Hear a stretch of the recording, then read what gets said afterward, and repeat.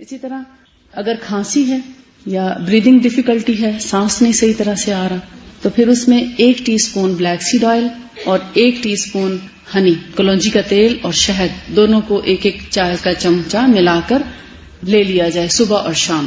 بہت emergency case میں اس کو 3 دفعہ بھی لیا جا سکتا ہے، اور ہلکی پھلکی کیفیت میں 1 دفعہ بھی کافی ہوتا ہے. اس کو خالی پیٹ بھی لیا جا سکتا ہے، اور اگر کھانا کھایا ہے تو کچھ وقفہ کرنے کے بعد آپ اس کو لیں، لیکن ان کو لینے کے بعد جلدی پانی نہ پئیں. بلیک سیڈ آئل جب آپ لیں تو جلدی پانی نہ پئیں، کیونکہ آپ دیکھتے ہیں جب بھی کوئی آئلی چیز آپ کھاتے یا پیتے ہیں تو اس میں اگر آپ پانی اوپر سے پی لیتے تو گلا خراب ہونے کا چانس ہوتا ہے، تو اس لیے پانی اوائڈ کریں.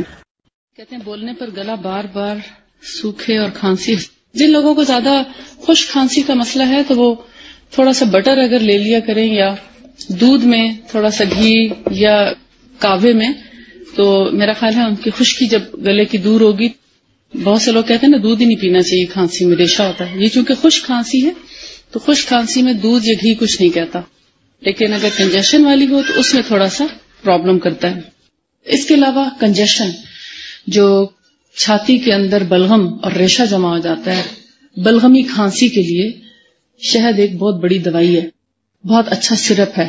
سرپ کے طور پر بھی 1 گھونٹ ہی پئیں گے، اس سے زیادہ نہیں، اور اس کو 2 سے 3 دفعہ دن میں لیا جا سکتا ہے، بغیر پانی، بغیر کسی اور چیز کے.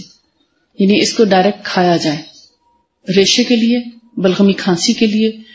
اور اگر خشک کھانسی ہے تو بھی فائدہ دیتا ہے، بلغمی کھانسی تو بھی فائدہ دیتا ہے. لیکن ہر قسم کی کھانسی کے لیے، چاہے وہ بلڈ پریشر کی دوائیاں کھانے والوں کی کھانسی ہو، یا موسمی کھانسی ہو، چینج آف ویدر کی وجہ سے کھانسی ہے، کھٹی چیز کھانے کی وجہ سے کھانسی، کسی بھی وجہ سے اگر کھانسی ہے، یا لیٹنے سے کھانسی ہے، کوا حلق میں لٹکنے لگتا ہے لیٹنے سے کچھ لوگوں کے، تو ان سب کھانسیوں کے لیے سب سے زیادہ مفید چیز جو ہے وہ ہے شہد کے اندر فلفل دراز. فلفل دراز آپ سمجھتے ہیں؟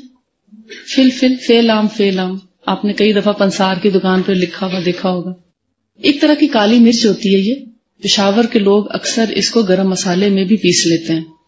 اس کا ٹیسٹ جو ہے بالکل کالی مرچ کی طرح ہے، اور ایسے سمجھیں کہ 8 سے 12 کالی مرچ کے دانے جڑے ہوئے ہوتے ہیں. یوں سمجھیں اس کی شکل کچھ اس طرح سے ہوتی ہے، شہتوت کی طرح، سوکھا شہتوت آپ سمجھ لیں، لمبا اور سوکھا شہتوت، لیکن کالے رنگ کا. شکل ایسی ہوگی اس کی، لیکن بیسیکلی یہ کالی مرچ کا بھائی ہے.